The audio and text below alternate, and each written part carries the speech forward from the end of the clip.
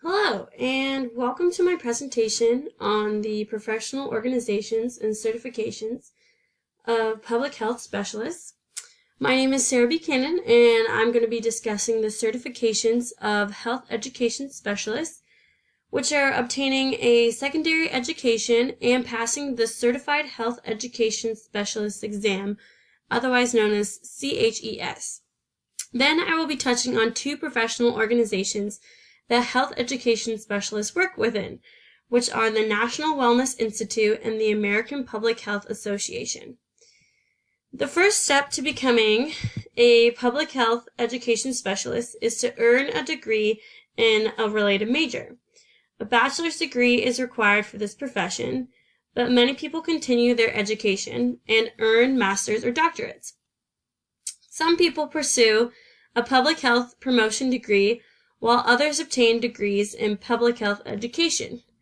The important aspect of this is earning these degrees from an accredited college or university, because one cannot be considered for the CHES exam without one. Now, this isn't a big deal in comparison to a few years ago. Beginning in 2014, standalone undergraduate programs could be accredited through the Council of Education for Public Health. Before then, master's degrees were essentially required in order to sit for the CHES exam. Moving on, obviously the other aspects of the certification for secondary educations are the class workloads. I listed some examples of classes that could be included in the course load for the degrees. The names may vary, but essentially the same content must be taught at every institution, which is the idea behind accrediting programs. Along with these required HEP courses, many students add subjects such as psychology, human development, and social work. Overall, the content taught in classes are meant to set students up for success by providing interesting classes and projects that imitate procedures that will be used within the career. The other form of certification that health education specialists must receive is a passing grade for the Certified Health Education Specialist exam. The exam is described as, quote, a competency-based tool used to measure possession, application, and interpretation of knowledge of the 7 areas of responsibility for health education specialists delineated by a competency-based framework for health education specialists in 2015. Essentially, this exam is a fair and straightforward way to assess the preparedness for future leaders of this profession. Moving on, this standardized test has a similar format to others, such as the SAT or the MCAT, with 165 multiple choice questions with a time limit of 3 hours. The test can be taken at numerous locations, including ISU Meridian or in La Grande, just to name a few that are local to us. The test runs on cycles and can be taken October 11th through the 20th or April 11th through the 20th. The eligibility for those taking the exam starts 90 days before graduation. Students must submit transcripts before graduation along with a written verification from an academic advisor stating the graduation date. Recertification is valid, but must be renewed every year along with a $55 payment. As mentioned, the test aims to evaluate the skills of these individuals before becoming certified health education specialists. Finally, the exam covers the 7 areas of responsibilities of health education specialists.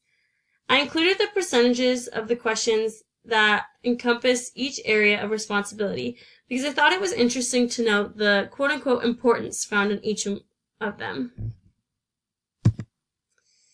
There are a wide range of prices available for taking the CHES exam, depending on the initiative and situation one is in. As you can see, students will always pay less than non-students, and the earlier that one registers, the cheaper it will be. Continuing education encourages health education specialists to dedicate themselves to experience that will enhance their knowledge and skills in the profession.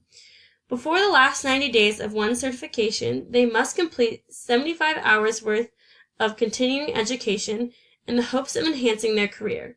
45 of the 75 hours that health education specialists must complete can fall under the Category 1 option, which essentially means that the hours are completed through designated pre-approved providers. The National Commission of Health Education Credentialing does not require health professionals to pay any fees besides potential administration fees to participate in continuing education hours. I would definitely pursue my CHES for a number of reasons. I think that this certification is the first step to proving your ability to thrive in the public health world. You must study hard and become well-learned in various aspects of the profession, including the areas of responsibility, and therefore, I think it would be extremely beneficial. Also, it's pretty much required to get any public health education or promotion job. Finally, I would also be interested in this certification because it is another thing you can add to your resume and draw upon while you are interviewing. Moving on, I'm going to discuss the first professional organization for this presentation, which is the National Wellness Institute. I have included the mission statement for this organization, which is, quote, "The mission of the National Wellness Institute is to enrich professionals' lives and careers with competencies and connections to promote inclusive, whole-person wellness."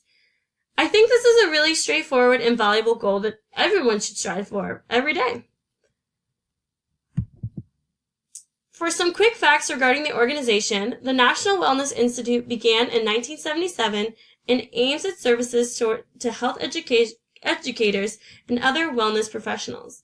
The organization lives out their mission by providing numerous services to a wide variety of groups with written and electronic resources, wellness programs, new or existing, and overall encouraging lifelong balance for professionals and the individuals they work with. The NWI provides these services to their members through different membership options, which I will go into in just a few minutes. Finally, since this is an information and resource bank more than anything, the NWI does not require meetings for its members. That being said, there are conferences available for students and professionals that offer continuing education credit for attendance. There are so many benefits to joining the National Wellness Institute, including the printed and online resources, as well as the discounts available to its members. The printed resources include periodicals, newsletters, and journals, which can be used to better inform its members and enhance their knowledge in the subject. While the online resources connect members to through webinars and online communities, as well as track certification. Finally, discounts can be used by members for conferences, additional periodicals, or certification programs. Also, it is important to note that students can join the NWI and get huge discounts in membership and gain a large amount of additional resources towards their intended program. Personally, I would think it'd be awesome to attend one of these conferences, as I would imagine they would have a wealth of knowledge to learn from. I listed the membership rates for NWI, and while I won't read into them, you'll notice that you can get individual or group rates. Also, as I've mentioned before, the student rates are very inexpensive at $25, so they are definitely worth investing in. Finally, in my opinion, joining the National Wellness Institute, especially as a student, is very worthwhile. The organization has so many resources, online and printed, that would enhance my understanding in public health subjects, and offers a wide variety of networking opportunities within my field. As I said before, the student rates are almost too good to pass up. It is almost impossible to argue that price for the benefits that you receive.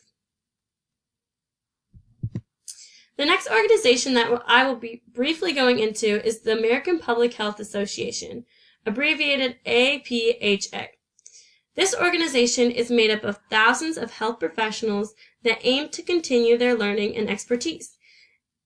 I included the mission of this professional organization, which is to improve the health of the public and achieve equity in health status. Again, this is a very simple yet effective way for the organization to convey their overarching goals. The American Public Health Association was founded in 1872 with the hopes of combating yellow fever and other widespread diseases at the time.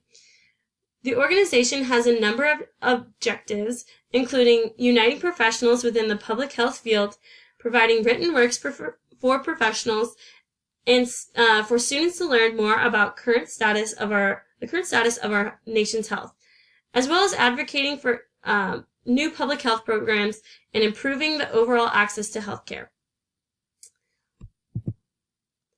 Similar to the National Wellness Institute, the APHA offers published magazines and journals for its members. It offers networking opportunities as well as professional development opportunities such as conferences. The APHA Connect, through the APHA Connect, members can discuss current articles, which I believe is an awesome way to enhance your learning and understanding, because you are able to have open discussions about the works, which may lead to better understanding of the topic. I have provided the membership rates for APHA, as you can see, and they are much lower than NWI. You can read into them as you'd like, but both have comparable services. The only thing is that the student rate is much higher in APHA than NWI. But looking over the benefits of it, it does seem like there is more to offer from APHA than NWI for students. And finally, I would definitely join the American Public Health Association for pretty much the same reasons as joining the National Wellness Institute.